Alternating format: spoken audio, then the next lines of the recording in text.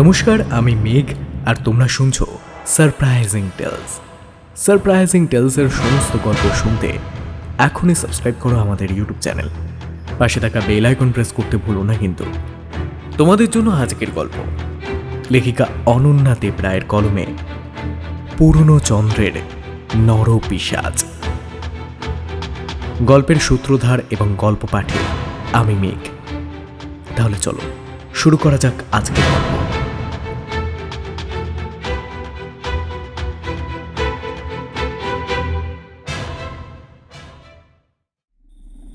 ভরা শ্রাবণের পূর্ণিমার রাত।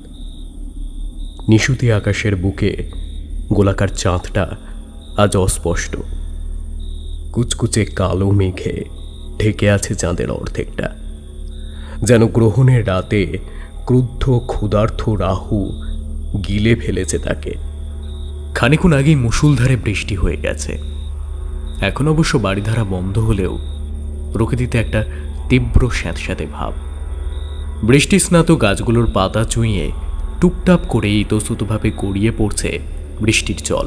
পাতা পচা আষ্টে গন্ধে ভরে উঠেছে চরাচর। অবিভক্ত ২৪ পরগনার এক ক্ষুদ্র গ্রাম হল শিউলিবাড়ি।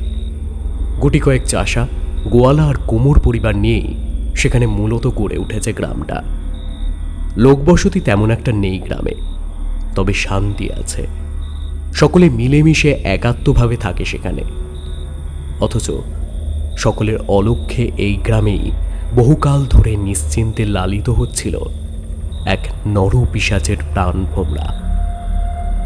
গ্রামের পশ্চিম প্রান্তে লোকবসতি প্রায় নেই বললেই চলে, কারণ সেদিকে ছড়িয়ে রয়েছে এক গভীর বাঁশঝাড়। ঘন বাঁশঝাড়ের পাহারা টপকে সূর্যের আলো ভালোভাবে সেখানের মাটি ছুঁতে সংকোচ বোধ করে। সে জায়গায় ঝরে পড়া পাতা পচে ১২ মাসেই একটা আষ্টে গন্ধ বেরোয়। গ্রামের মানুষ পারতপক্ষে ওই বাঁশঝাড়ের ভিতরে পা রাখে না, কারণ ওই বাঁশঝাড়কে কেন্দ্র করে এক অনাদি আদিম ভয় গেঁথে আছে তাদের মনে। ভয়টা অবশ্য ঠিক ওই বাঁশঝাড়টাকে ঘিরে নয়। ভয়টা ওই জঙ্গলের গভীরে অবস্থিত একটা পোড়ো মন্দিরকে কেন্দ্র করে। গাঁয়ের মানুষের মতে ওই মন্দিরে বিরাজ করে স্বয়ং অপদেবতা। কথিত আছে, যার রোষে এক রাতেই নিশ্চিহ্ন হয়ে যেতে পারে গোটা শিউলিবাড়ি গ্রাম। কিন্তু এই ভরা শ্রাবণের পূর্ণিমার রাতে ওই পরিত্যক্ত মন্দিরের গর্ভগৃহে দাউ দাউ করে একটা যজ্ঞকুণ্ড জ্বলছে, সেটা কিন্তু গাঁয়ের কেউই খেয়াল করল না। যজ্ঞানলের আঁচ মুখে মেখে ঋজু ভঙ্গিতে বসে আছে কেবলমাত্র দুটো মানুষ। তাদের মধ্যে একজন প্রৌঢ় এবং অপরজন সদ্য কৈশোর পেরোনো এক সদ্য যুবক। প্রৌঢ় এক মনে নিষ্ঠা ভরে মন্ত্রপাঠ করে চললেও যুবকটির প্রতিটি শরীরে রেখায় বেশ কিছুটা বিচলতার ভাব। কপালে ফুটে উঠেছে বিন্দু বিন্দু ঘাম, যেটার কিছুটা আগুনের আছে হলেও বেশ কিছুটা একটা দুশ্চিন্তার ভয়ের প্রকাশ। মন্দিরের দক্ষিণ দিকের পাথরের দেওয়ালে একটা খোদাই করা অদ্ভুত দর্শনা দেবী মূর্তি। অবশ্য সে মূর্তিকে অদ্ভুত দর্শনের থেকেও ভয়াল দর্শন বলাই বেশি উপযুক্ত। বিভোর হয়ে সেই মূর্তির দিকেই তাকিয়েছিল ওই যুবক। হঠাৎ এক পশুর অচেনা ভয়ানক চিৎকারে সে চমকে উঠে তাকায় সামনের দিকে।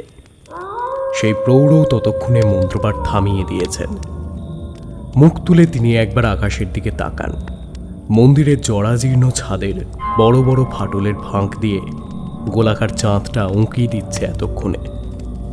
সেদিকে তাকিয়েই প্রৌঢ়ের মুখমণ্ডলে এক স্বস্তির হাসি ছড়িয়ে পড়ে। তিনি এইবার একটা মাটির পাত্রে কিছুটা ভস্য যজ্ঞকুণ্ড থেকে তুলে নিয়ে রাখেন। তারপর একটা চকচকে ছুরি তুলে নিয়ে যুবকের দিকে একবার স্নিগ্ধ হাসেন। ভয় যুবকের গলা ততক্ষণে শুকিয়ে কাঠ। সে পরপর কয়েকটা ঢোক গিলে শুষ্ক হাসে কোনো মতে। প্রৌঢ় অবশ্য যুবকের ভয়ার্ত মুখের দিকে তাকিয়ে কোনো ভ্রুক্ষেপ করলেন না। সেই ছুরিকা নিয়ে নিরুত্তাপভাবে বসিয়ে দিলেন নিজের বাম হাতে। পলকেই ক্ষতস্থান দিয়ে বের হয়ে এলো তপ্ত লাভার মতো রক্তের ধারা। প্রৌঢ় এবার সেই রক্ত আর ভস্যটা একসাথে মেশাতে শুরু করলেন। দৃশ্যটা দেখে যুবকের দিনভর উপবাস করে থাকা পেট নাভির কাছ থেকে গুলিয়ে এলো। চোখের সামনে সবকিছু প্রায় অন্ধকার। কোনো মতে বেবমিশা ভাবটাকে সম্বরণ করে নিয়ে স্থির হয়ে বসে থাকে সে। হাতের কাজ শেষ করে এইবার প্রৌঢ় একটা বড় ছুঁচ তুলে নিয়ে সেটার ছুঁচলো মুখটা যজ্ঞানলের ভিতরে ঢুকিয়ে দেন। বেশ কিছুক্ষণ পরেই আগুনের তাপে ছুঁচের অগ্রভাগ রক্তিম হয়ে ওঠে। এইবার সেই প্রৌঢ় পুরনো দৃষ্টি নিয়ে তাকায় যুবকের দিকে। তারপর গম্ভীর গলায় কতকটা আদেশের স্বরে বলেন, এদিকে এসে বসো। যুবকটি মন্ত্রমুগ্ধের মতো আদেশ পালন করে বিনা বাক্য ব্যয়ে গিয়ে বসে প্রৌঢ়টির সামনে। এইবার প্রৌঢ় পুনরায় বলে ওঠেন, তোমার দক্ষিণ হস্তটা আমার দিকে এগিয়ে দাও। এইবার এক আদিম ভয় যুবকের বুকের ভেতরটা খামচে ধরে। আতঙ্কে শ্বাস বন্ধ হয়ে আসে তার, কারণ সে জানে কি ভয়াবহ যন্ত্রণা অপেক্ষা করছে তার জন্য। কিন্তু কোনো উপায় নেই। অগত্যা কাঁপা কাঁপা ডান হাতটা সে এগিয়ে দেয় প্রৌঢ়ের দিকে। যুবকের হাতটা দৃঢ়ভাবে ধরে প্রৌঢ় সেই তপ্ত গনগনে ছুঁচটা ওই রক্ত আর ভস্য মিশ্রিত মিশ্রণে একবার ডুবিয়ে নিয়ে নিজের কপালে ঠেকান। তারপর মন্দিরের দেওয়ালে খোদিত সেই ভয়াল দর্শনা দেবী মূর্তির উদ্দেশ্যে প্রণাম জানিয়ে শুরু করেন উচ্চস্বরে মন্ত্রপাঠ। সেই মন্ত্রের ভাষা বিজাতীয়, বোধ বুদ্ধির ঊর্ধ্বে, যেন কোনো গূঢ় নারকীয় ইঙ্গিত। একাগ্র চিত্রে মন্ত্রপাঠ করতে করতেই যুবকের দক্ষিণ বাহুতে সেই তপ্ত ছুঁচটা ফুটিয়ে দেন। পলকে তীব্র যন্ত্রণায় কুঁকড়ে ওঠে যুবকের মুখ। আর্তনাদ করতে গিয়েও সে কোনো ক্রমে গিলে নেয় যন্ত্রণাটা। আগুনে গনগনে তপ্ত ছুঁচের অগ্রভাগ যুবকের হাতের নরম চামড়া ভেদ করে মুহূর্তের মধ্যেই আমলে বিঁধে যায়। যুবকের মনে হয় তার সারা শরীরের প্রতিটা শিরা উপশিরা বেয়ে ছুটে চলেছে জ্বলন্ত গলিত সীসা। প্রৌঢ় কিন্তু নির্বিকার। একাগ্র চিত্তে উনি যুবকের হাতে কিছু একটা এঁকে চলেছেন। যজ্ঞকুণ্ডের ভিতর থেকে উঠে আসা পোড়া কাঠের তীব্র কটু গন্ধ আর শরীরের অসহ্য যন্ত্রণায় ততক্ষণে যুবকের নাভিশ্বাস ওঠার উপক্রম। সে যেন আর বসে থাকতে পারছে না। সময়ে সময়ে তার মনে হচ্ছে যেন এইবার সে জ্ঞান হারিয়ে লুটিয়ে পড়বে ওই যজ্ঞকুণ্ডের ভেতরে। আরও কিছুটা সময় সেই পাশবিক নরক যন্ত্রণা ভোগ করার পর একটা সময় যুবকটার হাতটা ছেড়ে দেন ওই প্রৌঢ়। এইবার নিজের হাতের দিকে তাকিয়ে স্তম্ভিত হয়ে যায় সেই যুবকটি। তার ডান হাতের কবজির কিছুটা নিচে স্পষ্ট হয়ে ফুটে উঠেছে এক অদ্ভুত মূর্তির প্রতিচ্ছবি। যে মূর্তিটা দেখতে অনেকটা নেকড়ের মতো হলেও মুখটা অবিকল মন্দিরের দেওয়ালে খোদাই করা ওই দেবী মূর্তির মতো। হতবাক হয়ে নিজের হাতের দিকেই তাকিয়েছিল যুবকটি। সম্বিত ফেরে প্রৌঢ়টির কণ্ঠস্বরে, আজ থেকে আমার সব দায়িত্ব শেষ, আর তোমার শুরু। আমাদের পরিবারের গূঢ় সত্যর ধারাকে এখন থেকে তোমাকেই বয়ে নিয়ে যেতে হবে, আর আমি আশা রাখি তুমি সেটা খুব ভালোভাবেই পারবে। কথা শেষ করে প্রৌঢ় কিছুক্ষণ আর্দ্র চোখে অপলকে তাকিয়ে থাকেন যুবকটির দিকে। তারপর ধরা গলায় আবার বলতে শুরু করেন, আমার আমার সময় ফুরিয়ে এসেছে। আজ আমি চলে যাব, মিলিয়ে যাব এই পৃথিবীর ধূলি কণায় চিরতরে। কিন্তু এখন থেকে তোমার সামনে অনেক কাজ, অনেক দায়িত্ব। এখন থেকে তুমি এগিয়ে নিয়ে যাবে আমাদের বংশকে। আর আমার দৃঢ় বিশ্বাস তুমি তা পারবে। পারতেই হবে তোমাকে। মনে রাখবে, দেবী মা তোমার সাথে আছেন সব সময়। মনে রাখবে, মনে রাখবে। কথা শেষ করে নিজের আসন ছেড়ে উঠে দাঁড়ান প্রৌঢ়। তারপর ধীর পদে এগিয়ে যান সেই দেবী মূর্তির সামনে। ভক্তি ভরে প্রণাম করেন মূর্তির পদতলে মাথা ঠেকিয়ে। হঠাৎই একটা বুনো গন্ধে ভরে ওঠে মন্দির চত্বরটা। চারপাশের বাতাস ভীষণভাবে ভারী হয়ে উঠেছে। শ্বাস নেওয়া তখন দুষ্কর। মাথা ঝিমঝিম করে ওঠে যুবকটির। চোখের সামনে অন্ধকার নামার উপক্রম।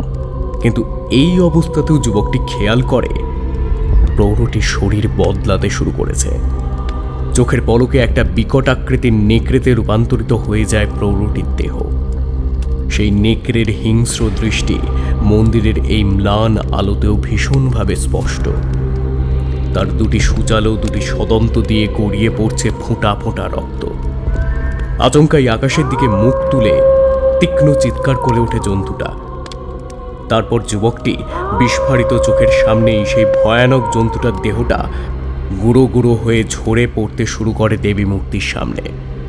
পলকেই সেই বিশালাকার জন্তুটার দেহ গাঢ় কৃষ্ণবর্ণের ছাইয়ের স্তূপে পরিণত হয়। গোটা বিষয়টা হতভম্ব যুবকটির আত্মস্থ হওয়ার আগেই সে নিজের সারা শরীরে এক অসহ্য যন্ত্রণার টের পায়। তার শরীরের প্রতিটা মাংসপেশি যেন প্রবল বেগে সংকুচিত হতে চাইছে। প্রতিটা শিরা উপশিরা ফুলে উঠে বিভৎস আঁকিবুকি কাটছে চামড়ার ওপর। যন্ত্রণার ভয়াবহতায় আর দাঁড়িয়ে থাকতে পারে না যুবকটি। চার হাত পেয়ে অনেকটা জন্তুর মতো ভঙ্গিতে আছড়ে পড়ে মন্দিরের ভেজা পিচ্ছিল মেঝের ওপর। অসহনীয় যন্ত্রণায় তার প্রাণশক্তি ততক্ষণে ওষ্ঠাগত প্রায়। কোনো ক্রমে মুখটা আকাশের পানে তুলে প্রাণপণে চিৎকার করে সে। কিন্তু এ কেমন শব্দ বের হলো তার কণ্ঠ থেকে? এটাই কি তার গলার স্বর? আর সহ্য করতে পারছে না যুবকটি। তার বাহ্যিক জ্ঞান বিলুপ্ত হওয়ার আগের মুহূর্তে শরীরের সব শক্তি একাগ্র করে আরও একবার চেঁচিয়ে ওঠে সে।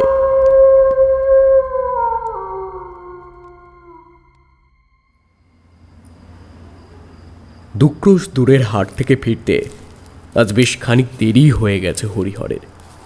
বিক্রিবাটা শেষ না করে তো আর ঘরে ফেরা যায় না। আরে বাবা, তার হলো গিয়ে দুধের ব্যবসা। দুধ, ছানা, দই, যাকে বলে কাঁচা মাল, ঘরে ফেলে রাখলেই পচে যায়। সে বিস্তর ক্ষতির ব্যাপার। তাই দেরি হলেও দোনামোনা করে ভাঙা হাটেই বসেছিল হরিহর। তবে তার ধৈর্যের ফল কিন্তু বিফল হয়নি। মা লক্ষ্মী তাকে আজ দুহাত ভরে দিয়েছেন। তার ট্যাকে এখন কড়কড়ে 20টা টাকা। সামনের আষাঢ়ে বড় মেয়েটার বিয়ে। এখন হাতে কিছু বাড়তি টাকা আসলে মন্দ কি? এইসব 7-5 ভাবতে ভাবতে গায়ের মেঠো পথ ধরে হাঁটছিল সে। সন্ধ্যা ঘনিয়ে এসেছে প্রায়। ভরা পূর্ণিমার চাঁদের আলোয় এতক্ষণ পথ চলতে চলতে তেমন একটা অসুবিধা হচ্ছিল না। কিন্তু আচমকাই সেই আলো কিঞ্চিত কমে যেতে পায়ের বেগও কমে আসে তার। চলতে চলতেই আকাশের দিকে একবার মুখ তুলে তাকায় হরিহর।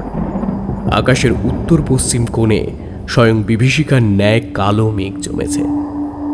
দৃশ্যটা দেখেই ভ্রু কুঞ্চিত হয় হরিহরের। মনে মনে বিড়বিড় করে বলে, এ কি, এখন আবার ঝড় উঠবে নাকি? এই ফাল্গুনের ভরা সাঁঝে ঝড় চলছে বড়ই অলক্ষণ। মুখ নামিয়ে তাড়াতাড়ি পা চালায় সে। বাড়ি এখনো বিস্তর দূর। খেয়াল করে দেখে হরিহর এখন সবে এসে পৌঁছেছে সেই মরা নবাবের মিনারের কাছটায়।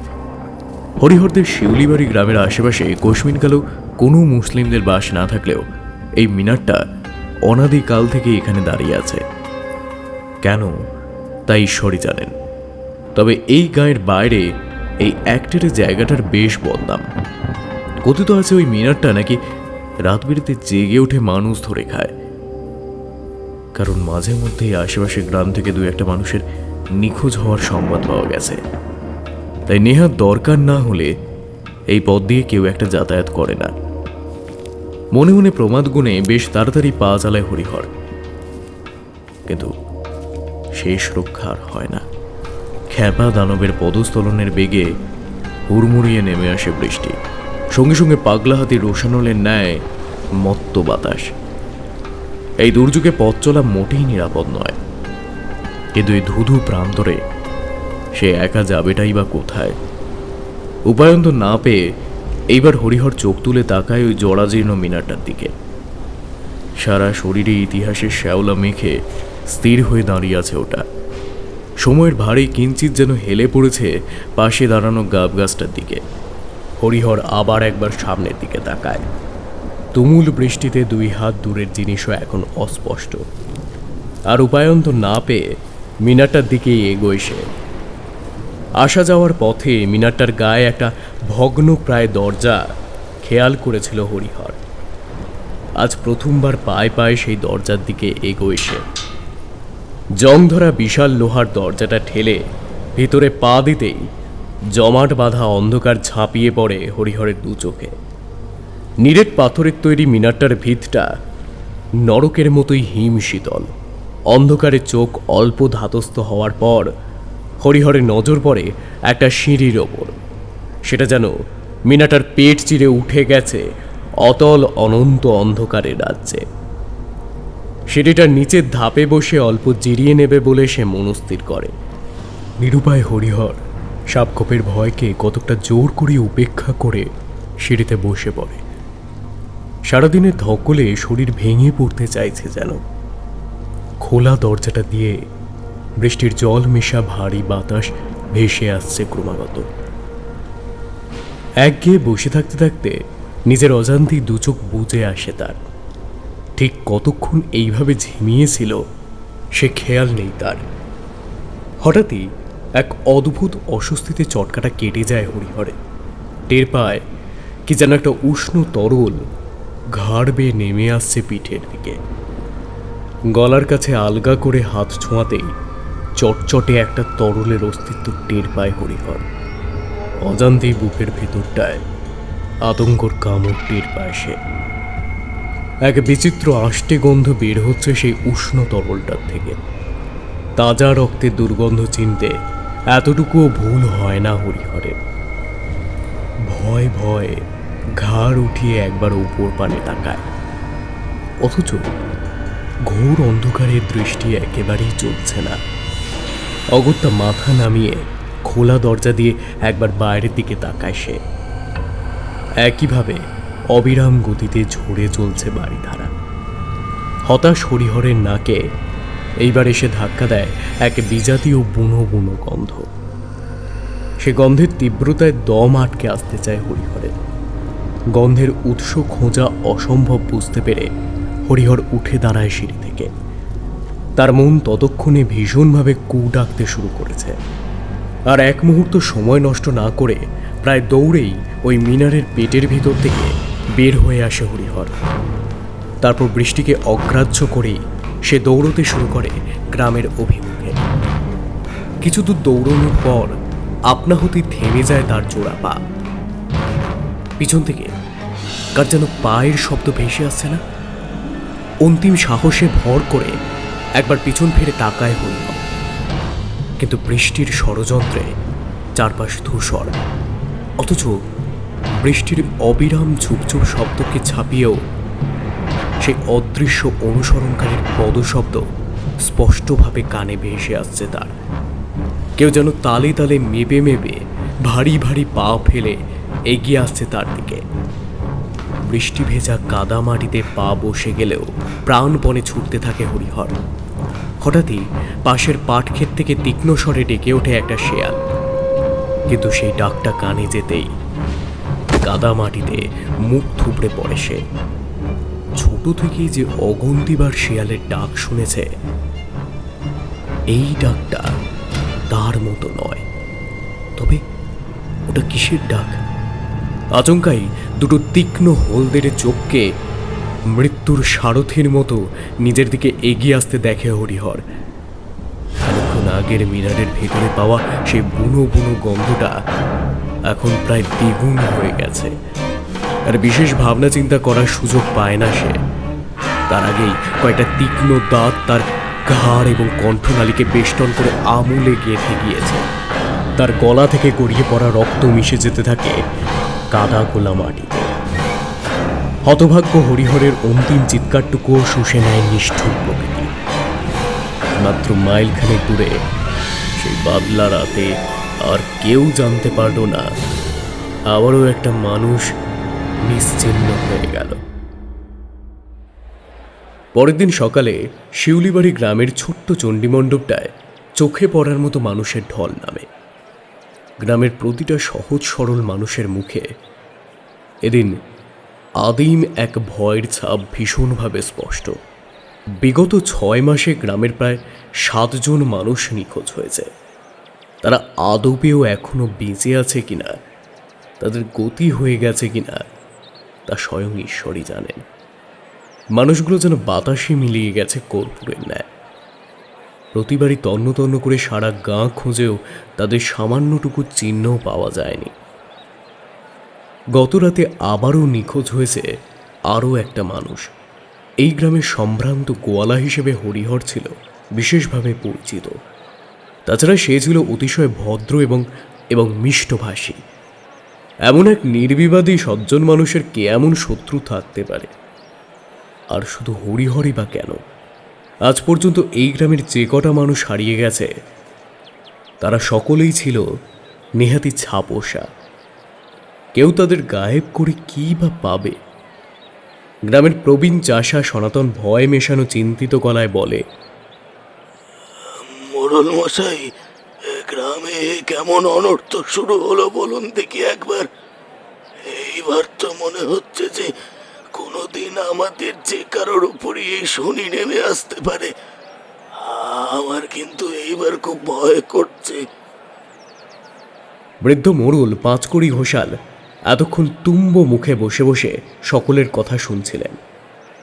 এই দেখো, আমি তোমাদের উচ্চাটনটা বেশ ভালোই বুঝিয়ে পারছি, কিন্তু এই পরিস্থিতিতে যে ঠিক কী করা উচিত তা আমি নিজেই যে কিছু বুঝে উঠতে পারছি না। জলজ্যান্ত মানুষগুলো যে ওই ভোজবাজির মতো উবে যাবে এটা দেখে তো কিছুই ঠাউর করতে পারছি না। মোড়ল মশাইয়ের হতোদ্যম অবস্থা দেখে বলার মতো উপযুক্ত কিছু না থাকলেও এইবার কালী মন্দিরের পুরোহিত রাক্ষহরি চাটুর্যে কিছুটা জোর করেই মুখ খুললেন। দেখো বাবারা, এই গাঁয়ে গত কয়েক মাস ধরে কি যে হয়ে চলেছে তা আমরা কেউই তো কিছু যথাযথভাবে বুঝে উঠতে পারছি না। তবে অযথা মোড়ল মশাইয়ের উপর খামোখা চাপ দিচ্ছ কেন বাবু? আমরাও যে তিমিরে, উনিও তো সেই তিমিরেই আছেন। কিন্তু আমাদের মাথার উপর ছাতার মতো তো উনি আছেন। তবে আমাদের আপদ বিপদে তো আমরা ওনার কাছেই আশ্রয় চাইব নাকি? আর একটা দুটো মানুষ তো নয়, এই কয়েকটা মাসে নয় নয় করে প্রায়। সনাতনের গজগজানি হয়তো আরও কিছুক্ষণ চলত, কিন্তু আচমকাই সেই জটলায় এসে হাজির হয় শঙ্কর, এই গ্রামের কুম্ভকার নিবারণের ভাগনা। শঙ্কর এই গ্রামে প্রায় নতুন। বছরখানেক আগে তার মা গত হয়ে যাওয়ার পর নিবারণ এই ছেলেকে প্রায় জোর করে নিয়ে এসে রেখেছে। শোনা কথা, ছেলে নাকি বাউন্ডুলে হয়ে গিয়েছিল। শ্মশানে শ্মশানে ঘুরে বেড়াতো, সাধু কাপালিকদের সঙ্গ করত, রাতের পর রাত মরার চিতার পাশে বসে কাটিয়ে দিত। বাগ্নের এমন মতিগতি দেখে ছেলেটাকে আর একা একা রাখতে সাহস পায়নি নিবারণ। প্রায় জোর করেই তাকে নিয়ে এসে নিজের কাছে রাখে। কিন্তু এই গাঁয়ে এসেও শঙ্করের যে বিশেষ কোনো হেলদোল হয়েছে তা নয়। তাকে এখনো মাঝে মধ্যে এই গাঁয়ের শ্মশানে বসে থাকতে দেখা যায়। বিশেষ কারোর সাথে মেলামেশাও করে না সে। অবশ্য গ্রামের লোকজনও এই বাউন্ডুলে ছেলেটাকে সযত্নেই এড়িয়ে চলে। সুতরাং আজ এখানে এই ছেলেটার উপস্থিতি কেউ ভালো নজরে নিল না। শঙ্কর অবশ্য কাউকেই কখনো ভ্রুক্ষেপ করে না, আজও করল না। শটান মোড়ল ঘোষাল মশাইয়ের সামনে এসে দাঁড়িয়ে দৃঢ় অথচ শান্ত গলায় বলল, এই গ্রামে বিগত কয়েক মাস ধরে যা কিছু হচ্ছে তার মধ্যে একটা যোগসূত্র আছে। সেটা মনে হয় আপনারা খেয়াল করেননি হয়তো। প্রতিটা মানুষই নিখোঁজ হয়েছেন পূর্ণিমা রাতে। এর মানে হচ্ছে শঙ্কর হয়তো আরও অনেক কিছুই বলতে যাচ্ছিল, কিন্তু তাকে মাঝপথে থামিয়ে দিয়ে পুরোহিত রাখহরি চাটুর্যে বলে ওঠে, বাবু তুমি একটু থামো তো দেখি। তুমি হলে গিয়ে এই গাঁয়ের অতিথি। এই গাঁয়ের কতটুকু জানো তুমি? তাছাড়া তুমি সামান্য কুম্ভকার বংশের ছেলে হয়ে রক্তাম্বর পরে ঘুরে বেড়াও বেকালের মতো। ও পোশাক যে শুধুমাত্র ব্রাহ্মণদেরই মানায় সেটুকু ধারণা পর্যন্তও নেই। তুমি আবার আমাদেরকে জ্ঞান দিতে এসেছো নাকি? পুরোহিত মশাইয়ের শ্লেষাত্মক কথায় বিন্দুমাত্র বিচলিত না হয়ে মৃদু হাসে শঙ্কর। তারপর পুনরায় স্থির গলায় বলে, রক্তাম্বরের গায়ে কিন্তু কোনো জাত লেখা থাকে না পুরোহিত মশাই। প্রতিটি মানুষ তার নিজ রুচি অনুযায়ী পোশাক পরে। আপনি অভিজ্ঞ মানুষ, সেই হিসেবে আপনি নিশ্চয়ই এটা জানেন যে ঈশ্বরের চোখে জাতভেদ অদৃশ্য। সুতরাং ব্রাহ্মণ সন্তান না হলেও আমার ভক্তি যদি খাঁটি হয়ে থাকে, তাহলে তিনি কিন্তু আমাকে কোনো ব্রাহ্মণ সন্তানের থেকে বেশি কৃপা করবেন। কিন্তু আপাতত এখন আপনার শুধুমাত্র আমার পরনের বসন পছন্দ হচ্ছে না বলে আপনি আমার কথাটার যুক্তিটাকে অগ্রাহ্য করে দেবেন, সেটা কিন্তু খুবই অন্যায্য কথা। শঙ্করের কথা শুনে পুরোহিত মশাই প্রায় তেড়ে উঠে কিছু একটা বলতে যাচ্ছিলেন। ঠিক এই সময় ভিতর থেকে এক শান্ত গলা শোনা যায়, ভাই তুমি এখন এখান থেকে দয়া করে চলে যাও তো। জানোই তো কথায় কথা বাড়ে, আর এখন এই পরিস্থিতিতে অযথা তর্ক বিতর্ক করে আখেরে কিন্তু কারোরই কোনো লাভ হবে না। আমি তো তোমার প্রায় সমবয়সী, তাই একটা বন্ধুর মতো অনুরোধ করছি, আর গোলযোগ পারিও না। ঘাড় ফিরিয়ে গলার অধিকারীর দিকে তাকায় শঙ্কর। দেখে তারই প্রায় এক সমবয়সী এক সুঠাম দেহের অধিকারী এক সুশ্রী যুবক। ছেলেটির চোখ অদ্ভুত রকমের সবুজ আভ, আর সে চোখে স্পষ্ট বুদ্ধির ছিলি। উত্তেজনায় তখন শঙ্করের গৌরবর্ণ মুখ রক্তাভ হয়ে উঠেছে। আর কথা না বাড়িয়ে সে দৃঢ় পদক্ষেপে চণ্ডীমণ্ডপ থেকে বের হয়ে যায়। তার গমন পথের দিকে তাকিয়ে রাগে গড়গড় করে ওঠেন পুরোহিত মশাই। মোড়ল মশাইকে উদ্দেশ্য করে বলেন, আমি বলে দিচ্ছি, এই ছোকরাই হচ্ছে যত নষ্টের মূল। এই গ্রামে আসার পর থেকেই সব অনিষ্ট শুরু হয়েছে এই গ্রামে। এই ছেলেই হচ্ছে কাপালি। ওই গ্রামের লোকগুলোকে ধরে নিয়ে গিয়ে বলি দেয়। আমি বলছি, এই পাপকে এক্ষুনি এই গ্রাম থেকে তাড়াও, না হলে এই ছেলে একদিন এই গোটা গ্রামকে খেয়ে ফেলবে। আপনি আপনি অযথা উত্তেজিত হবেন না পুরোহিত মশাই। ও না বুঝেই না হয় দুটো কথা বলে ফেলেছে, তাই বলে সে কথার শাস্তি স্বরূপ বেচারা অনাথ ছেলেটার মাথার ওপর থেকে ছাদটুকুকে কেড়ে নেবেন না। এই তুমি বললে বলে ওই ছোকরাকে আমি ছেড়ে দিলুম। তারপর অল্প চুপ করে থেকে প্রসঙ্গ সম্পূর্ণ বদলে জিজ্ঞাসা করেন, তা বাবা বিপুল, আর তোমার বাবার কোনো খোঁজ পাওয়া গেল না, তাই না? বাকি মানুষগুলোর মতন তোমার বাবাও যেন হাওয়ায় মিলিয়ে গেল। এমন একটা ভালো মানুষের এমনভাবে যে গতি হবে তা কেউই ভেবেছিল নাকি বলো? একেই বলে ঘোর কলি। পুরোহিত মশাই কথার পলকেই বিপুলের সবুজাভ চোখে বাষ্প জমে। কয়েক মুহূর্ত মাথা নিচু করে দাঁড়িয়ে থাকার পর সে ধীর পদে সেখান থেকে চলে যায়। তার গমন পথের দিকে একবার তাকিয়ে নিয়ে মোড়ল মশাই দীর্ঘশ্বাস ফেলে বলেন, বিপুলের বাপ ভূষণের মতো অমন মাটির মানুষ এই গায়ে খুব কমই ছিল। তার সাথে কিনা এমন অন্যায় করলেন বিধাতা। এই শিউরি বাড়িতে যে শনির কোপ নেমেছে তা সবার আগে ওই ভূষণের ওপরেই পড়েছিল। সবার প্রথমে তো সেই হারিয়ে গেছিল। এখন অতটুকু ছেলে বিপুলটার গোটা দুনিয়া একেবারে একা হয়েই পড়েছে গো। এরপর সেদিন চণ্ডীমণ্ডপের আলোচনা আর এগোলো না। ভারাক্রান্ত মনে যে যার বাড়ির পথ ধরে। হরিহরের নিখোঁজ হয়ে যাওয়ার পর প্রায় মাস গড়াতে চলল। গায়ে অবশ্য এর মাঝে নতুন করে কোনো অঘটন আর ঘটেনি, কিন্তু গ্রামের প্রতিটা মানুষ, জন্তু জানোয়ারগুলো পর্যন্ত যেন ততষ্ট হয়ে দিন কাটাচ্ছে প্রতি মুহূর্তে। কখন যে কার ওপর নেমে আসবে সেই অজানা বিপদের ছায়া কেউ জানে না। এমনই এক চৈত্রের মাঝরাতে আচমকাই ঘুম ভেঙে যায় সনাতনের। প্রথমে সে হঠাৎ এইভাবে ঘুম ভাঙার কারণটা ঠিকমতো বুঝে উঠতে পারে না, তবে কিছুটা ধাতস্থ হওয়ার পর সে বোঝে তার সারাটা শরীর ঘামে ভিজে সপ করছে। আজকাল দেখি চৈত্র মাসেও ভাদ্রের মতো পচা গরম পড়েছে। সারাদিন খাটুনির পর মানুষ যে একটু শান্তিতে দুদণ্ড ঘুমাবে সেই উপায়ও আর নেই। নিজের মনেই গজগজ করতে করতে ঘরের কপাট খুলে দাওয়ায় বের হয় সনাতন। মাঝরাতে ছেঁড়া ছেঁড়া মেঘে ঢাকা আকাশ চিতার ছাইয়ের মতো গুমোট হয়ে আছে। বাতাসে ছিটে ফোঁটা নেই পরিবেশে।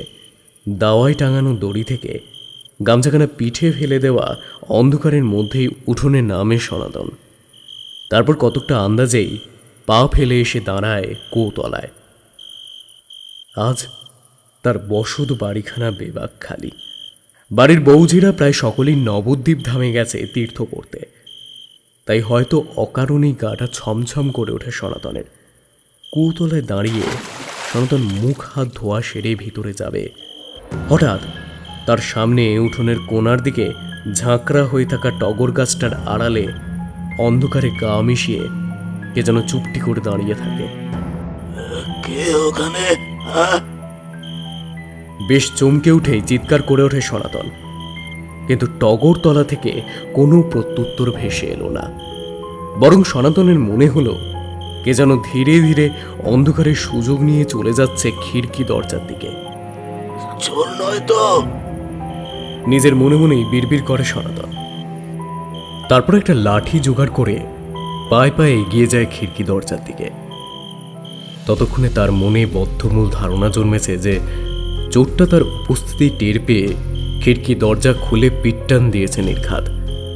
কিন্তু দরজার সামনে গিয়ে ভীষণভাবে থমকায় সে, কারণ দরজাটা মোটেও খোলা হয়নি, দিব্যি ভেতর থেকে বন্ধ। এইবার যেন একটা অজানা ভয় একটু একটু করে গ্রাস করতে শুরু করেছে সনাতনকে। তার মনোবল আস্তে আস্তে তলিয়ে যাচ্ছে আতঙ্কের অতলে।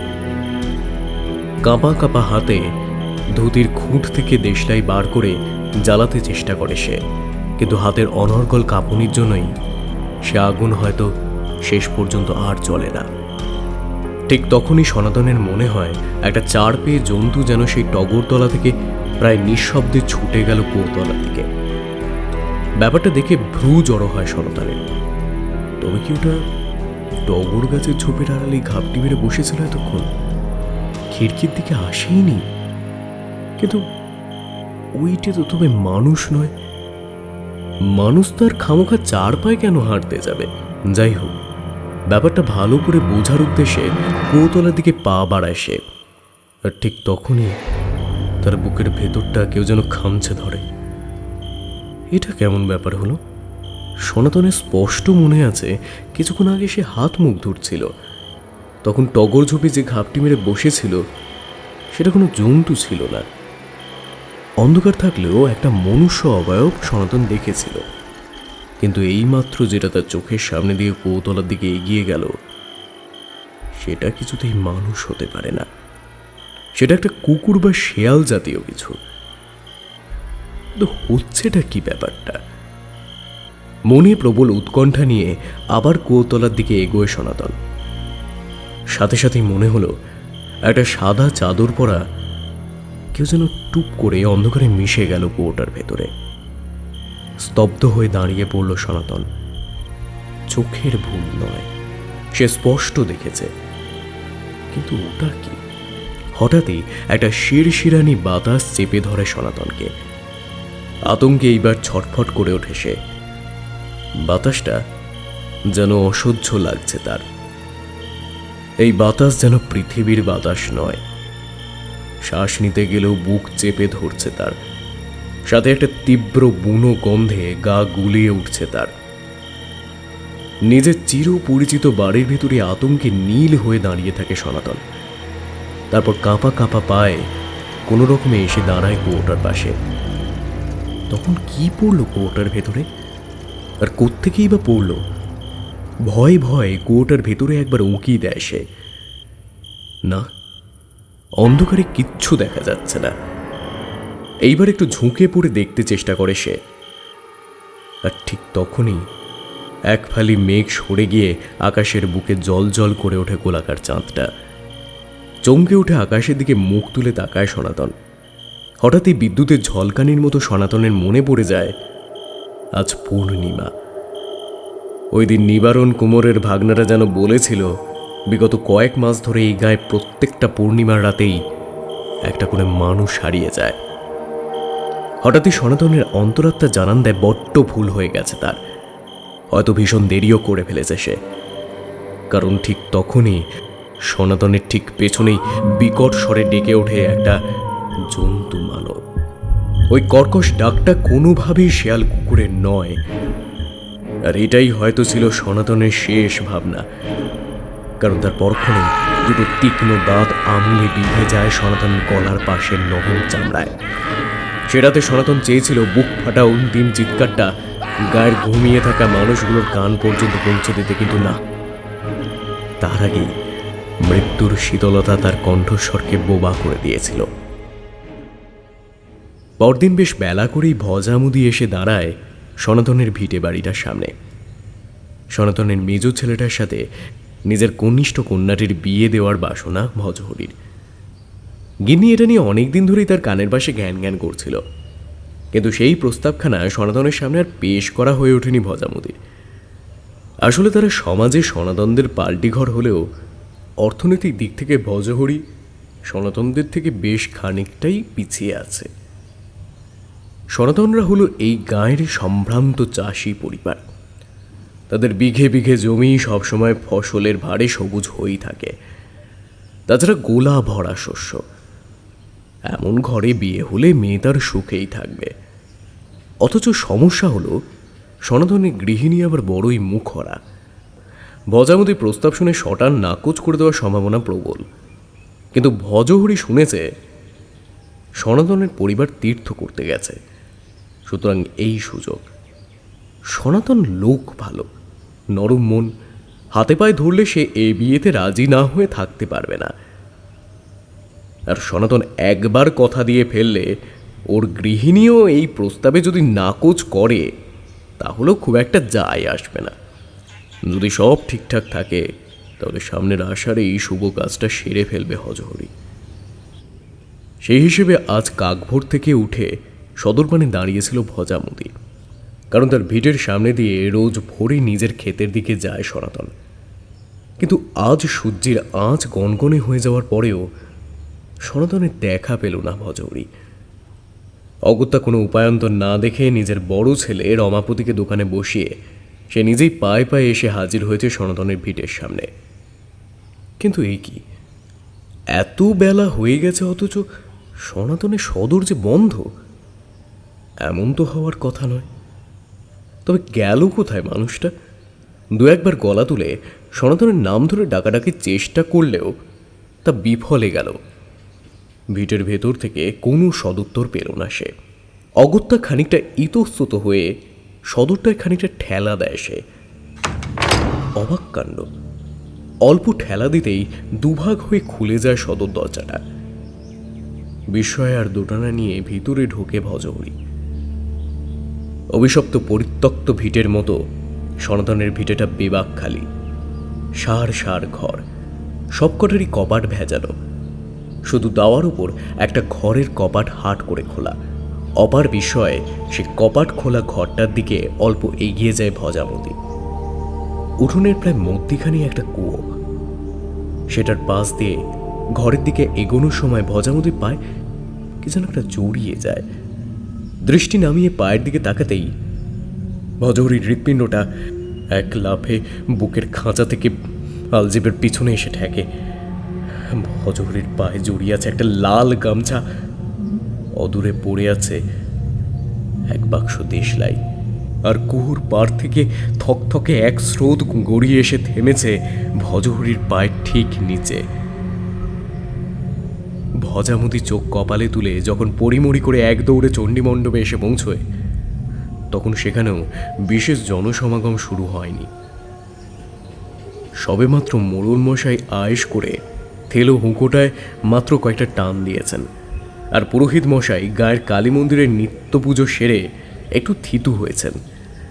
ভজামতিকে এই বুড়ো হারে উদ্ভ্রান্তের মতো দৌড়ে আসতে দেখে মুখ থেকে হুঁকো নামিয়ে বেশ অবাকভাবেই তাকিয়েছিলেন মোড়ল মশাই। এতগুলো মানুষ ভিড় জমালেও কারোর মুখ থেকে তেমন একটা কথা কিন্তু বেরোচ্ছে না।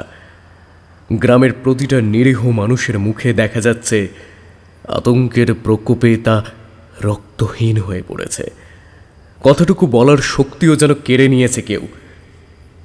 হঠাৎই ভিড়ের মধ্যে এক যুবক ব্যঙ্গ মেশানো কণ্ঠে বলে ওঠে, আগেই বলেছিলুম না, পূর্ণিমার রাত এলেই একটা করে মানুষ হারিয়ে যায় এই গ্রাম থেকে। জমাট বেঁধে থাকা প্রতিটা মানুষের চোখ একসাথে গিয়ে পড়ে রক্তাম্বর পরিহিত সেই যুবকটির উপরে। ভাবলে সেন মুখে কেবল এক ফালি বঙ্কিম হাসি নিয়ে দাঁড়িয়ে রয়েছে নিবারণ কুমারের ভাগনা শঙ্কর। তাকে এই সময় এখানে দেখে জমায়েতের সকলেই অল্প বিস্তর হলেও তেলে বেগুনে জ্বলে ওঠেন পুরোহিত রাক্ষহরি চাটুজ্জে। বাজখাই গলায় চিৎকার করে বলে ওঠেন, এই বেটাকে ধরো তো সকলে মিলে, এই হচ্ছে হত্যাকারী। আমি নিশ্চিত এই বেটাই মানুষগুলোকে ধরে হত্যা করে। পুরোহিত মশাইয়ের এহেন কথা শুনে বিন্দুমাত্র বিচলিত হতে দেখা যায় না শঙ্করকে। সে তার ঠোঁটের হাসিটুকু অক্ষুণ্ণ রেখেই ঠান্ডা গলায় পাল্টা প্রশ্ন করে, আচ্ছা, তা ওই মানুষগুলোকে আমি কেন হত্যা করি বলে আপনি মনে করেন পুরোহিত মশাই? কেন আবার? ওদেরকে তুমি বলি দাও, তুমি তো কাপালি। উত্তেজনায় তখন পুরোহিত মশাইয়ের শীর্ণ বুকখানা হাঁপড়ের মতো ওঠানামা করছে। শঙ্করের মধ্যে অবশ্য উত্তেজনার কণা মাত্র নেই, বরং এইবার তার হাসিটা চওড়া হয়। তারপর সে পূর্বের মতোই শীতল গলায় বলে ওঠে, তা বলি তো না হয় দিলাম, কিন্তু মানুষগুলোর বাকি দেহাবশেষ, তারপর ধরুন পরিধেয়, এসব কোথায় যায়? আমি নিশ্চয়ই খেয়ে ফেলি না সেগুলো। এমন ভয়ানক কথা অমন নির্বিকার চিত্তে শঙ্কর বললেও চণ্ডী মণ্ডপে উপস্থিত প্রত্যেকটা মানুষের গা কিন্তু শিরশির করে ওঠে। কেউ কেউ আর চোখে জড়িপও করে নেয় শঙ্করকে। সত্যি কি মানুষ খায় নাকি ছেলেটা? শঙ্কর কিন্তু চুপ করেনি। সে আবারও বলে, এই গাঁয়ের পশ্চিম পানে বাঁশঝাড়ের গভীরে যে পোড়ো মন্দিরখানা আছে, সাহস থাকলে সেখানে গিয়ে একবার দেখে আসুন। আপনাদের অনেক প্রশ্নের জবাব ওখানেই লুকিয়ে আছে হয়তো। পুরোহিত রাক্ষহরি চাটুজ্জে শঙ্করের এহেন বেয়াদবি সহ্য করতে না পেরে হয়তো এতক্ষণ একটা চড় মেরেই দিতেন, কিন্তু তার মুখে ওই বাঁশঝাড়ের মন্দিরের কথা শুনে যেন দমে গেলেন। এই ছেলে বলেটা কি? ওই মন্দির যে অভিশপ্ত, কোশমিনকালেও কেউ ওই বাঁশঝাড়ের ছায়া পর্যন্ত মারায় না, আর এই কিনা বলছে ওই মন্দিরে যেতে। এই যে যেচে পড়ে মৃত্যুর গুহায় গিয়ে ঢোকার আহ্বান।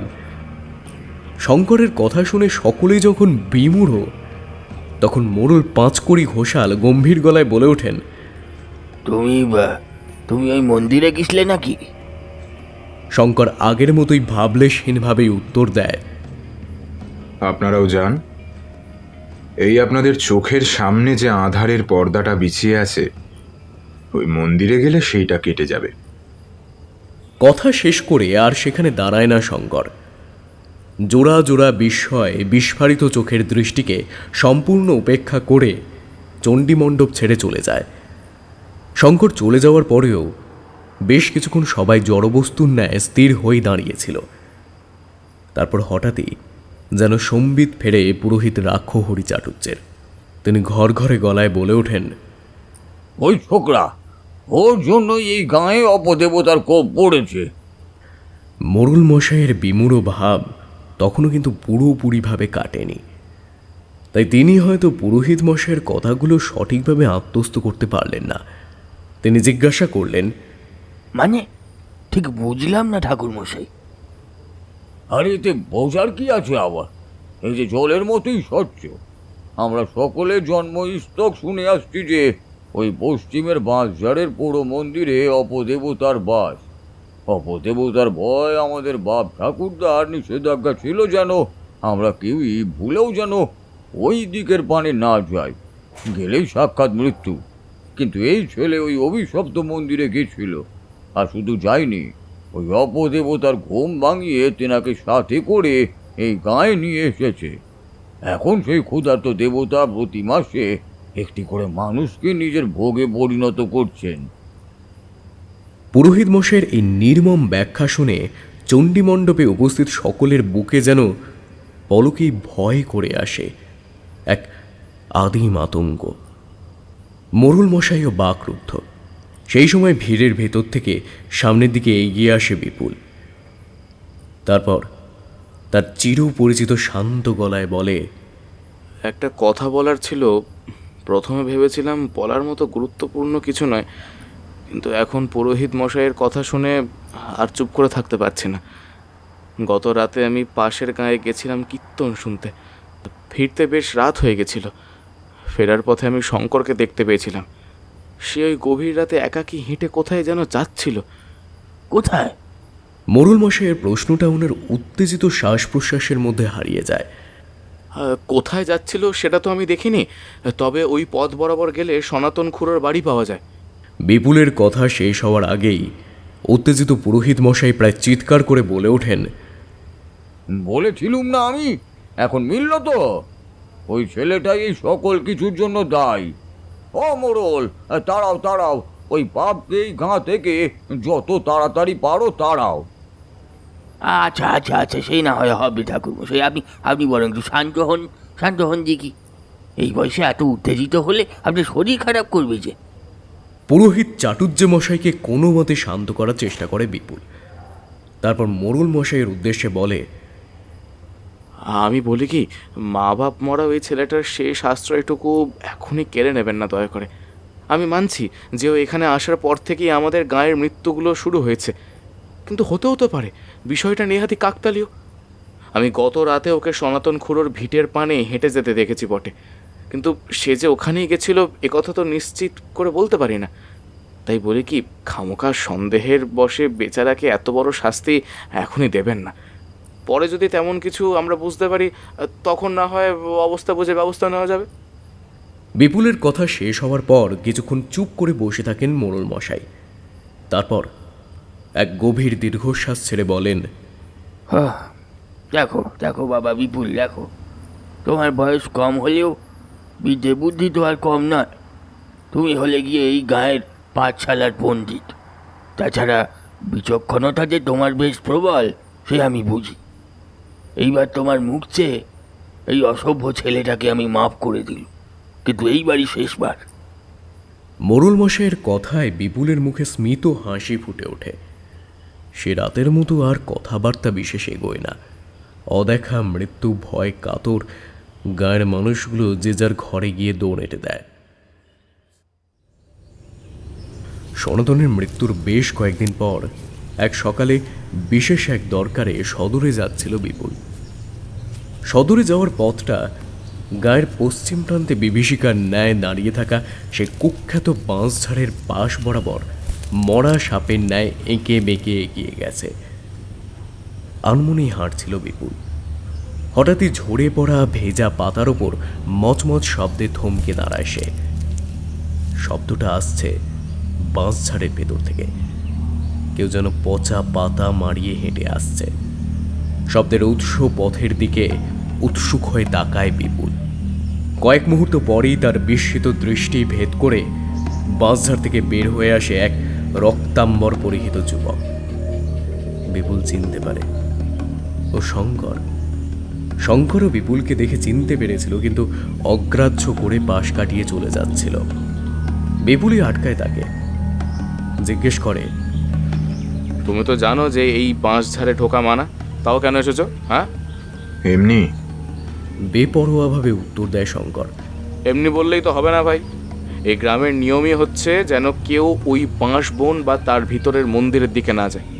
তা তুমি যখন এই গ্রামেই থাকছো, এখন তো তোমাকে এই নিয়ম মানতেই হবে, তাই না? এখন তো গ্রামের যারা বয়স্ক তারা মনে করছেন যে তুমি ওই পুরো মন্দিরের অপদেবীকে জাগিয়ে তুলেছো, আর তাই হয়তো গায়ের এতগুলো নির্দোষ মানুষ নিজেদের প্রাণ হারালো। বিপুলের কথা শেষ হতেই শঙ্করের মুখে ফুটে ওঠে এক বিচিত্র হাসি। তারপর সে চিবিয়ে চিবিয়ে বলে, তা ওই মন্দিরে যে দেবী আছেন, দেবতা নয়, এটা আপনি জানেন দেখছি।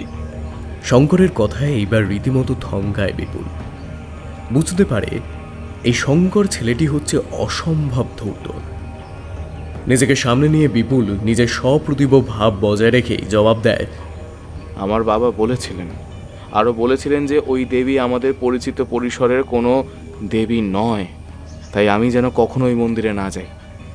এই গাঁয়ের একটিও মানুষ জানে না যে ওই মন্দিরে দেবী মূর্তি আছে, অথচ আপনি জানেন, আপনার বাবাও জানতেন।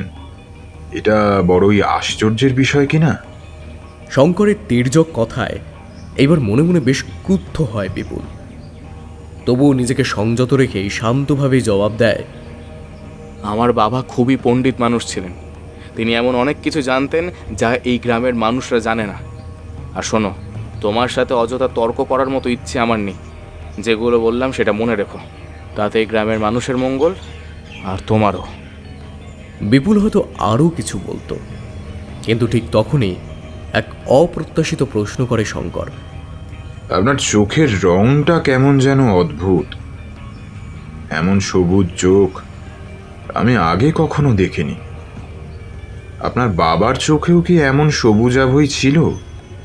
এইবার সত্যিই বিরক্ত হয় বিপুল।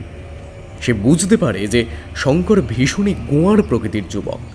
এই গ্রামের অসহায় মানুষগুলোর বিপদ আপদ নিয়ে সে বিন্দুমাত্র বিচলিত নয়। অগত্যার সময় নষ্ট না করে সদর অভিমুখে পা বাড়ায় বিপুল।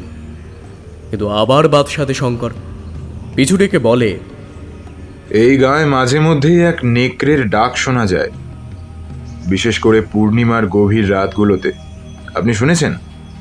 না ভাই, শুনিনি, আর শোনা সম্ভব না, কারণ এই গ্রামের শিয়াল কুকুর বিস্তর থাকলেও নেকড়ে নেই। কথা শেষ করে আর দাঁড়ায় না বিপুল। শঙ্করের তীক্ষ্ণ দৃষ্টিকে উপেক্ষা করেই সে এগিয়ে যায়।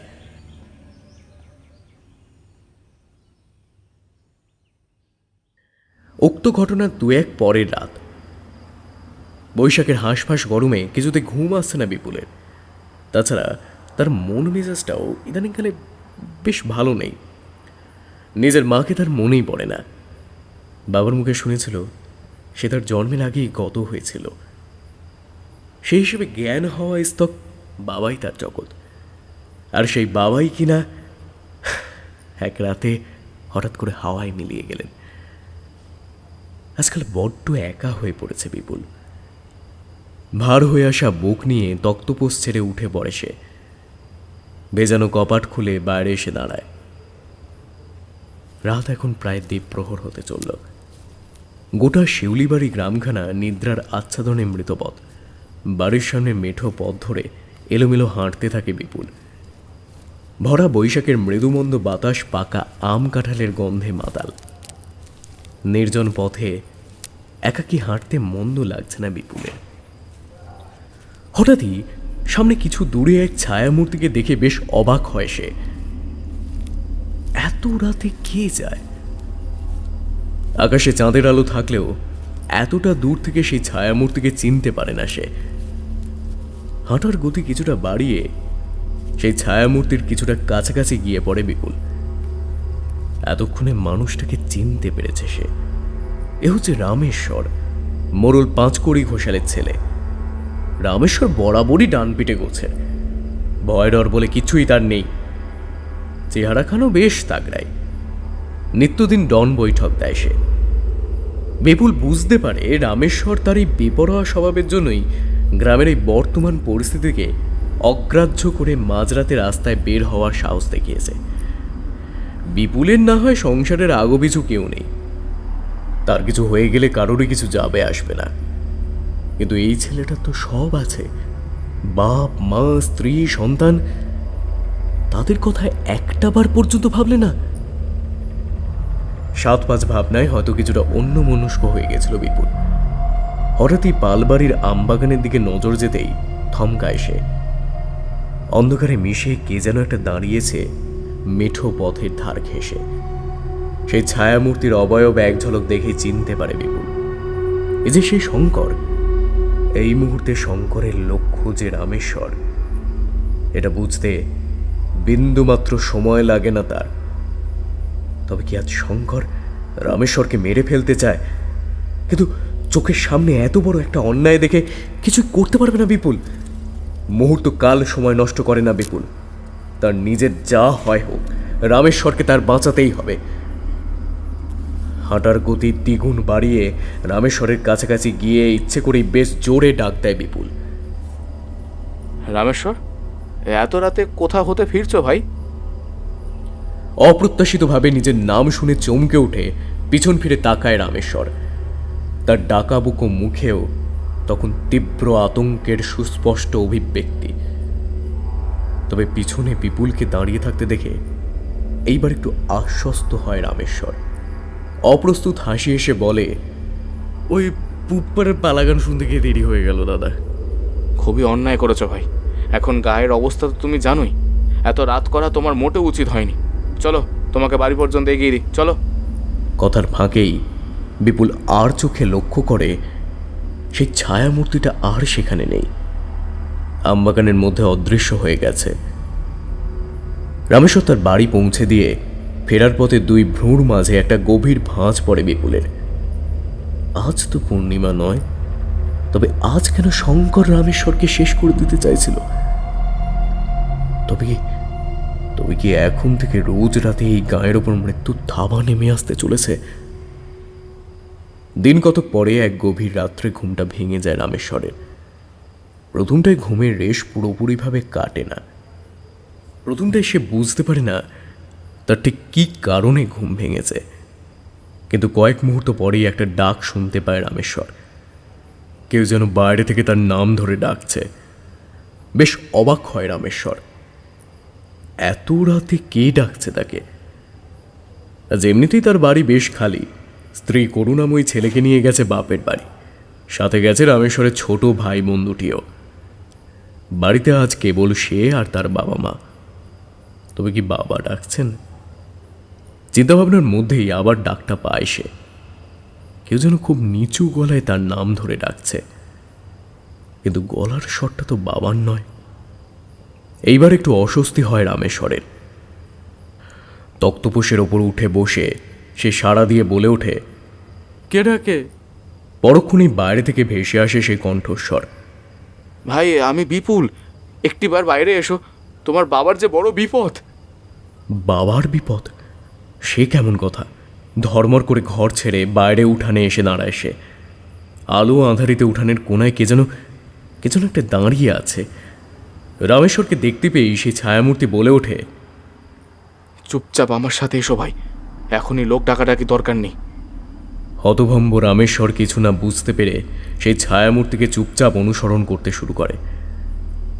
মাঝরাতে গ্রামের পথঘাট একেবারে জনশূন্য। ঝোপঝাড়ে অনর্গল ডেকে চলা ঝিঁঝি পোকাগুলো যেন আজ রাত্রে অদেখা কোনো এক বিষাক্ত অভিশাপের প্রকোপে জ্ঞান হারিয়েছে।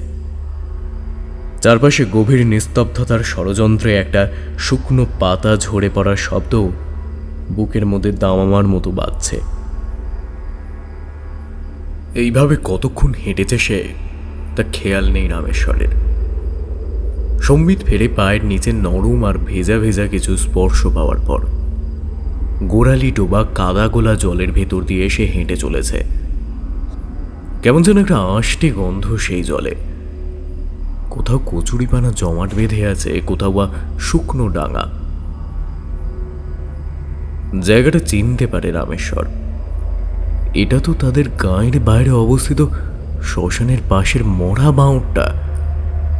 আনমনে হাঁটতে হাঁটতে এতটা দূরে চলে এসেছে সে। চেতনা পুরোপুরি ফেরার সাথে সাথে রামেশ্বর খেয়াল করে এতটা পথ সে যে অবয়বটাকে লক্ষ্য করে এসেছিল, সেই অবয়বটা এখন আর তার সামনে নেই। এই নির্জন প্রান্তে মরা বাঁওড়ের পচা জলে পা ডুবিয়ে সে বেবাক একা হয়ে দাঁড়িয়ে আছে। হঠাৎই এক ফালি মেঘ সরে গিয়ে কৃষ্ণকায় আকাশের গায়ে টলটল করে ওঠে গোলাকার চাঁদটা। সেদিকে এক ঝলক তাকিয়েই শিরদাঁড়া বেয়ে বরফকুচির চূড়া স্রোত টের পায় রামেশ্বর। আজ পূর্ণিমা। প্রতি পূর্ণিমাতেই তো এই গ্রামের একটা করে মানুষ উধাও হয়ে যায়, আর সেই কিনা আজ রাতেই বাড়ি থেকে বের হলো। তাহলে কি ওই নিশিডাক তাকে ইচ্ছে করেই বাঁওড়ের ধারে নিয়ে এসেছে? মানে আজ রাতে তার মৃত্যুর পালা হবে। আর এক মুহূর্ত সময় নষ্ট না করে পিছন ফিরে গ্রামের দিকে দৌড়তে শুরু করে রামেশ্বর। যে করেই হোক তাকে বাড়ি ফিরতেই হবে। রামেশ্বর যে কতক্ষণ দৌড়চ্ছে সেটা সে নিজেও জানে না, কিন্তু কোন দিকে দৌড়চ্ছে সেটা জানে। গ্রামের সীমানা বরাবর ছড়িয়ে থাকা বিস্তৃত মাঠের মাঝখান পর্যন্ত আসার পরে আপনাহতি দৌড়ের বেগ কমে যায় রামেশ্বরের। হঠাৎই সাদা ধোঁয়ায় ভরে গেছে চারপাশ। কিন্তু এত ধোঁয়া আসছে কোত্থেকে? ভালো করে কিছু বুঝে ওঠার আগেই একটা জন্তুর বিকট গর্জন কানে আসে রামেশ্বরের। এমন কোনো পশুর ডাক সে আগে কখনো শোনেনি। কি জন্তু ওটা? আর সেটা আছেই বা কোথায়? কথাটা মাথায় আসতেই চারপাশে একবার নজর বুলিয়ে নেয় রামেশ্বর, কিন্তু ধোঁয়ার আধিক্যে আশপাশ আপছাপড়ায়। কেং কর্তব্য বিমূঢ় হয়ে রামেশ্বর যখন ভাবছে এখন তার কি করা উচিত, ঠিক তখনই জন্তুটাকে দেখতে পেল সে। সারা শরীরে ধোঁয়ার চাদর জড়িয়ে সেটা এখন ঠিক তার মুখোমুখি দাঁড়িয়ে আছে। জন্তুটাকে দেখতে শেয়ালের মতো হলেও সেটা আকারে শেয়ালের প্রায় দ্বিগুণ। তার বিশাল ছুচালো হাঁ হয়ে থাকা মুখের ভেতরে ষাঁড় বাঁধা তীক্ষ্ণ দাঁতগুলো যেন নরম মাংস ছিঁড়ে খাওয়ার জন্য সর্বদা মুখিয়ে আছে। আর সবচেয়ে ভয়ানক তার সবুজ চোখ দুটো। রামেশ্বরের চোখে চোখ রেখে আগুনের গোলার মতো জ্বলছে সে দুটো। রামেশ্বরের সারা শরীর ততক্ষণে ভয়ের ভারে অবশ। ছুটে পালানো তো দূর, সামান্য চিৎকার পর্যন্ত করার ক্ষমতা লোপ পেয়েছে তার। জড়বৎ দাঁড়িয়ে দাঁড়িয়ে রামেশ্বর খেয়াল করে জন্তুটা এর মধ্যে আরও কিছুটা এগিয়ে এসছে তার দিকে। এখন সেটা সামান্য নিচু হয়ে শরীর টান টান করে দাঁড়িয়ে, যেন যে কোনো মুহূর্তে লাফ দেবে রামেশ্বরের গলা লক্ষ্য করে।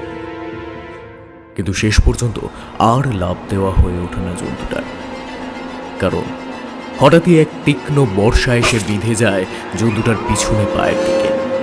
সাথে সাথে আবারও গগনভেদী চিৎকার করে ওঠে জন্তুটা। মোহগ্রস্তের মতো দাঁড়িয়ে থাকা রামেশ্বর এইবার দেখে অন্য একজন যুবক যেন মাটি ফুঁড়ে এসে দাঁড়িয়েছে তার আর ওই জন্তুটার মাঝখানে। আহত ক্রুদ্ধ জন্তুটার সেই সবুজ জ্বলন্ত চোখজোড়া যেন রামেশ্বরকে ছেড়ে আগন্তুকের ওপর নিবদ্ধ হয়েছে, কারণ এখন তার আক্রমণের লক্ষ্য পরিবর্তিত হয়েছে।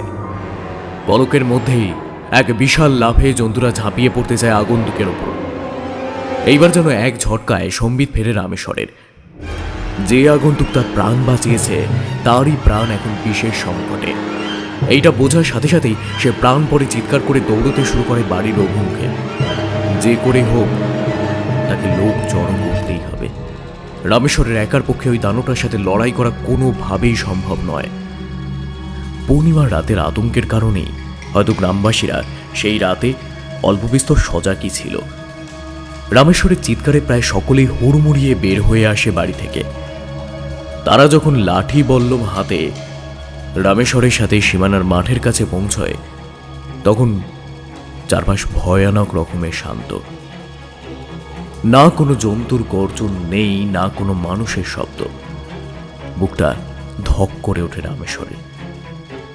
জন্তুটাকে সেই আগন্তুকটাকে খেয়ে ফেলল? দুশ্চিন্তায় সে আরও তাড়াতাড়ি পা চালায়। কিন্তু মাঠে গিয়ে রামেশ্বর সহ উপস্থিত সকলে দেখে আশ্চর্য দৃশ্য। শেষ রাতের ম্লান চাঁদের আলো গায়ে মেখে একটা মাটির ঢিপির ওপর বসে আছে সেই শঙ্কর। তার শরীরের বিভিন্ন স্থান দিয়ে অনর্গল রক্ত ঝরছে। ভিড়ে মিশে যে পুরোহিত মশাইও এখানে এসে হাজির হয়েছেন সেটা কেউই খেয়াল করেনি, কিন্তু তার চিৎকারই তার উপস্থিতি জানান দিয়ে দেয়। শঙ্করকে দেখা মাত্রই তিনি ঘৃণা মেশানো গলায় বলে ওঠেন, বলেছিলাম না এই ছেলেই আসলে একটা দানব। আজ রাতেই আমাদের রামেশ্বরকে খেতে এসেছিল। বরাত জোরে আমাদের বাঘধনটা আজ রক্ষে পেয়ে গেছে। এই কে কোথায় আছো? এক্ষুনি এই নরাধনটাকে মারো তো, একেবারে মেরে ফেলো। কি বলছেন ঠাকুর মশাই? এর জন্যই তো আমি প্রাণে বেঁচে গেছি। আমাকে মারতে এসেছিল একটা মানুষ খেকো শেয়াল। এই ভাই তো সেটার সাথে রীতিমতো লড়াই করেছে। মাটির ঢিপি থেকে উঠে দাঁড়িয়ে সে বলে, শেয়াল নয়, নেকড়ে। আর শুধু মানুষ খেকো নয়, মানুষ রূপীও বলতে পারেন। ওই যে দেখুন। শঙ্করের ইঙ্গিত শুনে সকলে দু এক পা এগোতেই দেখতে পায় সেই বিশালাকার জন্তুটাকে। তবে সেটা এখন মৃত। তার বুকে বরাবর আমূলে বিঁধে গেছে একটা বল্লম। ভয়াল দর্শন জন্তুটাকে দেখে সেখানে উপস্থিত সকল গ্রামবাসীর বুক চিরে এক আর্তনাদ বের হয়ে আসে। মরুল ঘোষাল মশাই আতঙ্কিত গলায় প্রশ্ন করেন, ওই ওই ভয়ানক জন্তুটা এই গায়ে এলো কিভাবে? জবাবে ঠোঁট মুচড়ে অল্প হাসে শঙ্কর। তারপর বলে, এলো না, ছিল বরাবরই। শঙ্করের কথা হেয়ালির মতো শোনায় সকলের কানে। রামেশ্বর জিজ্ঞাসু গলায় জিজ্ঞাসা করে, জন্তুটা যদি এই গায়ে ছিল তাহলে আমরা এত বছর কিচ্ছু বুঝতে পারিনি? রামেশ্বরের কথার জবাব না দিয়ে আকাশের দিকে মুখ তুলে তাকায় শঙ্কর। পূর্ণিমার গোলাকার চাঁদটা বিশ্রামে চলে গেছে এতক্ষণে। অন্যদিকে দিনমণির ঘুমও আস্তে আস্তে ভাঙছে। আকাশের গায়ে আলো অন্ধকার মিশে এক ধূসর বর্ণ ছাইয়ের মতো ছড়িয়ে আছে। শঙ্কর হঠাৎ একটা আঙুল নির্দেশ করে নিথর হয়ে পড়ে থাকা জন্তুটার ওপর। ওই দেখুন, চিনতে পারছেন? কিন্তু কোথায় সেই জন্তু? একটুক্ষণ আগে দেখা সেই দানবাকৃতির নেকড়ের দেহটা যেন হাওয়ায় মিলিয়ে গেছে। তার বদলে সেই জায়গায় পড়ে আছে গ্রামের পাঠশালার পণ্ডিত বিপুলের নগ্ন সুঠাম দেহটা। সেই দিকে তাকিয়ে প্রায় আর্তনাদ করে ওঠে পুরোহিত রাখহরি চাটুজ্জে। এ কি? এই যে আমাদের বিপুল, কিন্তু এর এই দশা করলো কে? আমি যদি এই দশা না করতাম তবে প্রতি পূর্ণিমার রাতে একটা করে মানুষ এভাবেই অদৃশ্য হতে থাকতো। শঙ্করের কথা শেষ হওয়ার সাথে সাথে মরুল ঘোষাল মশাই নরম সুরে বলেন, বাবা বাবা শঙ্কর, শঙ্কর শোন না বাবা, একটু গুছিয়ে বলতো বাবা। আমরা যে আর কিছুই বুঝতে পারতেছি না। এইবার একটা দীর্ঘশ্বাস ছেড়ে বলতে শুরু করে শঙ্কর, বিপুল প্রকৃতপক্ষে কোনো মানুষ ছিল না, আবার কোনো জন্তুও ছিল না। এই ধরনের প্রাণীরা হচ্ছে এই দুনিয়ার বিস্ময়। আদপে এরা এই সুন্দর ধরনীর কোনো প্রাণীই নয়। হয়তো এদের সৃষ্টি হয়েছে নরকের কোনো অন্ধকার অতলে, কিন্তু এরা যুগ যুগ ধরে বসবাস করে এই পৃথিবীতে, মানুষের সাথে মিশে, এই বিপুলেরই মতন। গ্রামের পশ্চিম দিকের বাঁশঝাড়ের গভীরে যে মন্দিরটা আছে, সেই মন্দিরে অধিষ্ঠিত হয়ে আছেন এদের দেবী।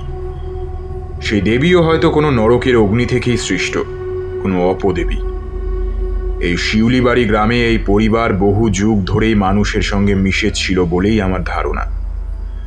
আপনারা হয়তো খেয়াল করে থাকবেন যে এদের প্রতি প্রজন্মে একজন করেই পুত্র সন্তানের জন্ম হতো, আর সেই সন্তানের জন্মকালে তার মা মারা যেতেন, কারণ গর্ভধারিণী মায়ের যাবতীয় শক্তি শুষে নিয়ে জন্মাতো এই সন্তান।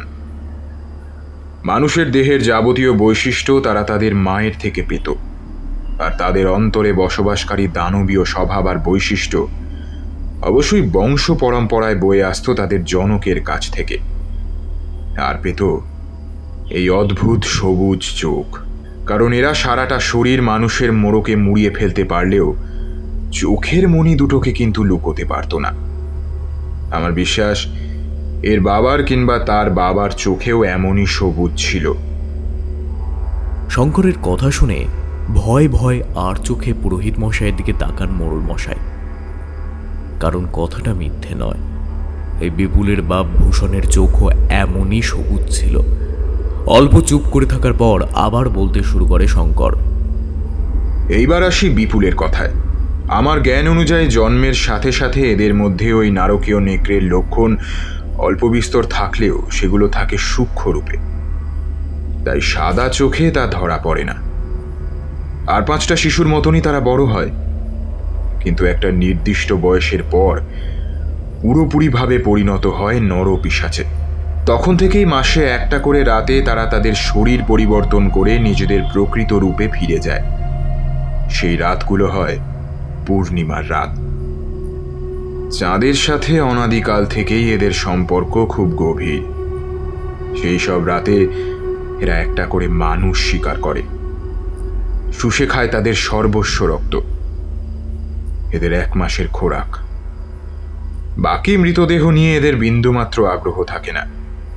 বিপুলেরও ছিল না। গত 7-8 মাসে যতগুলো মানুষ হারিয়ে গেছে তাদের সকলের দেহাবশেষ ওই বাঁশঝাড়েই পেয়ে যাবেন। আর শুধু গত 8 মাসের কথাই বা বলি কিভাবে? হতে পারে বংশ পরম্পরায় ওরা এই বাঁশঝাড়ের আড়ালেই প্রতি মাসে একটা করে মৃতদেহ এনে জমা করত। আর তাই হয়তো যুগ যুগ ধরে অপদেবতার ভয় দেখিয়ে গ্রামের মানুষের ওই দিকে যাওয়া থেকে বিরত রাখত এরা। কিন্তু ভূষণই প্রথম মানুষ যে সবার আগে অদৃশ্য হয়েছিল এই গ্রাম থেকে। পুরোহিত রাখহরি চাটুর্যের গলা থেকে তখনও সন্দেহ পুরোপুরিভাবে মুছে যায়নি। জবাবে নির্লিপ্ত হাসে শঙ্কর, তারপর বলে, ঠাকুর মশাই, আমি জানি আপনি আমাকে কাপালিক মনে করেন। আপনি বিশ্বাস করেন যে এই মৃত্যুগুলোর জন্য আমিই দায়ী, কিন্তু ঈশ্বর জানেন সত্যিটা। আমি এক সাধারণ সাধক মাত্র, তন্ত্রের উপাসক। শ্মশানের পবিত্র ভূমি আমার সাধন ক্ষেত্র, কিন্তু আমি কাপালিক নই। নরবলি আমার উপাসনার অঙ্গ নয়। বিপুলের বাবা ভূষণ সবার প্রথমে হারিয়ে গিয়েছিল ঠিকই, কিন্তু সেটা ছিল স্বেচ্ছায়, কারণ এই দুনিয়ায় তার থাকার মেয়াদ ফুরিয়ে গিয়েছিল। তাই সে তার সমস্ত ক্ষমতা নিজের সন্তান বিপুলের মধ্যে মিলিয়ে দিয়ে এই পৃথিবীর বুক থেকে সরে গিয়েছিল। এটাই এদের নিয়তি বলতে পারেন, এদের জীবনের অলিখিত নিয়ম। আর ভূষণের বিনাশের পর থেকেই এই বিপুল পুরোপুরিভাবে পরিণত হয় এক মানুষরূপী নেকড়েতে। এরপর থেকে প্রতি পূর্ণিমার রাতেই একটা করে নিরীহ মানুষকে হত্যা করতে শুরু করে, কারণ এটাই ছিল তার প্রকৃতি। কিন্তু বাবা শঙ্কর, ভূষণ যদি এমন নেকড়ে মানব হতো, তবে তার জীবন দশায় কেন এই গাঁয়ের একটা মানুষও নিখোঁজ হয়নি? মোড়ল মশাইয়ের প্রশ্নের জবাবে শঙ্কর বলে, এই গায়ে না হোক, আশেপাশের কোনো না কোনো গ্রামের কেউ একজন কিংবা অচেনা কোনো পথিককে নিজের শিকারে পরিণত করত সে। কিন্তু এই বিপুল ছিল বেপরোয়া, অহংকারীও বটে। আত্মবিশ্বাসের চূড়ায় বসে থাকা এই বিপুল ধরেই নিয়েছিল যে তাকেই গ্রামের কেউ সন্দেহই করবে না, কারণ তার মিষ্টি ব্যবহারের কারণে এই গ্রামে সে রীতিমতো জনপ্রিয়ই ছিল। কিন্তু ওর নিয়তি হয়তো আমাকে টেনে এনেছিল এই গ্রামে। ওর ওই সবুজ চোখ আমার মনে প্রথম সন্দেহের জন্ম দিয়েছিল। অমন অদ্ভুত জান্তব চোখ কোনো মানুষের হতেই পারে না। সময়ের সাথে সাথে ধূর্ত বিপুল বুঝতে পেরেছিল যে আমি ওর সত্যটা বুঝতে পেরে গেছি, কিন্তু এর পরেও সে আমাকে মেরে ফেলতে চায়নি, কারণ ও চাইছিল এই মৃত্যুগুলোর দায় আমার ওপর চাপিয়ে নিজেকে সুরক্ষিত রাখতে। কিন্তু হয়তো শুভ শক্তি চেয়েছিলেন এই অশুভের বিনাশ, আর তাই হয়তো আজ বিপুলের এই পরিণতি। আমি তো সামান্য নিমিত্ত মাত্র। কথা শেষ করে এইবার মোড়ল মশাইকে উদ্দেশ্য করে শঙ্কর বলে, আমি তো সামান্য নিমিত্ত মাত্র। আমার মুখের কথা বিশ্বাস না হলে আপনারা দল বেঁধে একবার ওই বাঁশঝাড়ে যান। বিশ্বাস করুন, এই গ্রামের আতঙ্ক ওই বাঁশঝাড় বা মন্দির নয়, আসল আতঙ্ক ছিল এরা। না না বাবা, তোমার কথা আমার মোটেও অবিশ্বাস হচ্ছে না। আজ তোমার জন্য আমার ছেলেটা প্রাণী বেঁচেছে, তবে তুমি নিজের প্রাণের তোয়াক্কা না করে ওকে বাঁচিয়েছ। বাঁচাতে গিয়ে তোমার নিজের কত আঘাত লেগেছে। গায়ে চলো বাবা, গায়ে চলো, তোমার শুশ্রূষার প্রয়োজন। আমরা না বুঝে তোমার ওপর অনেক অন্যায় করে ফেলেছি বাবা। আমাদের আমাদের প্রায়শ্চিত্ত করার সুযোগ দাও। তোমার জন্য এই শিউরিবাড়ি গ্রাম আজ পাপ মুক্ত হলো বাবা। মোড়ল মশাইয়ের কথা শুনে নিষ্পৃহ হাসে শঙ্কর। তারপর শান্ত গলায় বলে, আমি তো আগেই বললাম, আমি নিমিত্ত মাত্র। যা করবার তা ঈশ্বরই করেছেন। এরপর হাত জোর করে বিনয়ের সাথে বলে, আমাকে আর এই গ্রামে থাকবার জন্য অনুরোধ করবেন না আপনারা। সংসার আমার জন্য নয়, পথই আমার জীবন। আপনারা দয়া করে যেই অনাথ ছেলেটিকে আপনাদের গ্রামে আশ্রয় দিয়েছিলেন, এর জন্য আমি কৃতজ্ঞ। কিন্তু আর নয়, এইবার আমাকে বিদায় দিন। ভাই তুই চলে যাচ্ছ? আমাদের যদি কোনো আবার বিপদ আসে তখন কে রক্ষা করবে? আমরা যে নির্বোধ। ছলছল চোখে কথাগুলো বলে রামেশ্বর। জবাবে স্নিগ্ধ হাসে শঙ্কর। তারপর নরম গলায় বলে, যদি আবার তেমন কোনো দিন আসে, দেখবে সেই দিন তোমার এই ভাই আবার এসে গেছে এই শিউলি বাড়িতে। কথা শেষ করে মাঠ বরাবর এগিয়ে যায় শঙ্কর। এতক্ষণে দিনের আলো বেশ স্পষ্ট হয়ে গেছে। দিনের নতুন রবির দিকে প্রাণহীন সবুজাব চোখ মেলে স্থির হয়ে পড়ে থাকে নররূপী পিশাচ বিপুলের দেহখানা।